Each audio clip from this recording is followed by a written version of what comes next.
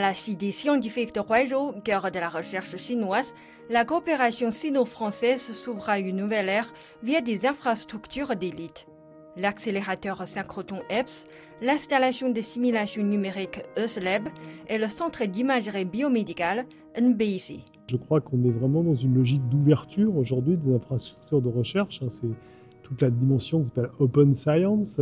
Et donc ça veut dire s'ouvrir sur les échanges entre les chercheurs, les chercheuses, s'ouvrir sur les datas et s'ouvrir sur l'utilisation.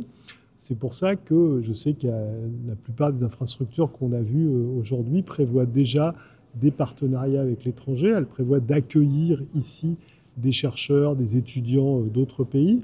Et je crois qu'il faut aussi continuer à faire la réciproque, c'est-à-dire permettre à des chercheurs, des étudiants chinois ou chinoises de venir en Europe, de venir en France. Je crois que cet échange entre les infrastructures est quelque chose d'extrêmement important. 30 ans après son implantation en Chine, le CNRS, principal organisme de recherche français, célèbre une coopération fructueuse avec l'Académie des sciences de Chine, entamée dès 1978. Leur partenariat est marqué par plus de 1000 publications annuelles conjointes et des échanges ayant mobilisé au total 1 millier de chercheurs. Lors de l'événement, l'exposition du programme de bourse internationale de l'Académie des sciences de Chine a été inaugurée. Lancé en 2009, ce programme a déjà permis à une cinquantaine de scientifiques du CNRS de mener des recherches en Chine. J'ai l'habitude de venir en Chine. Je viens tous les ans, au moins une fois par an, depuis plus d'une dizaine d'années. Et je suis impressionné par la dynamique chinoise. On travaille avec l'Académie des sciences de Chine. On travaille aussi avec la Fondation pour les sciences de Chine, les sciences naturelles de Chine. Mais on travaille aussi avec beaucoup d'universités dans toutes les grandes villes chinoises. Et pour nous, c'est quelque chose d'absolument essentiel. Et il y a tout un ensemble de coopération qui couvre à peu près tous les domaines scientifiques entre la France et la Chine. Et s'ajoute à ça le fait qu'il y a un certain nombre de chercheurs et de chercheuses chinois qui travaillent en France, au CNRS. On a plusieurs centaines de collaborateurs chinois qui sont des employés du CNRS, ou bien sur des postes permanents, on en a une centaine, ou sur des postes non permanents, on a à peu près 300, qui en plus donc permettent d'augmenter les interactions entre la Chine et la France.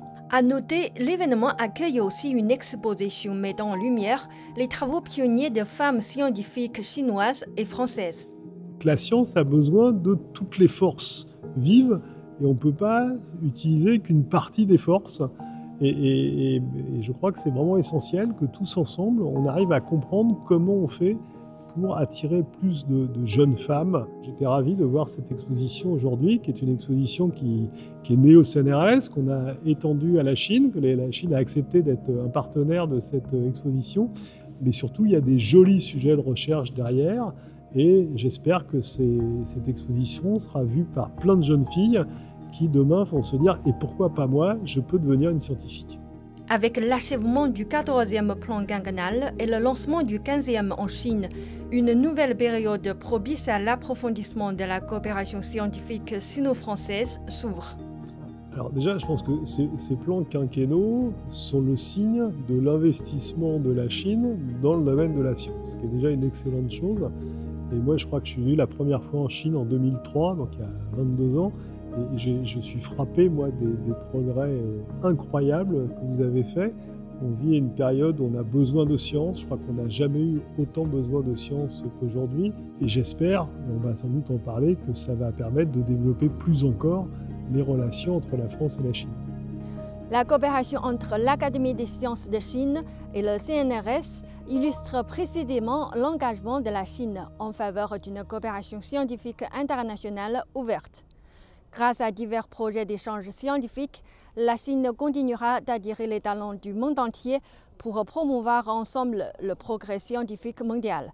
Zhang Hui, CGTN français, Beijing.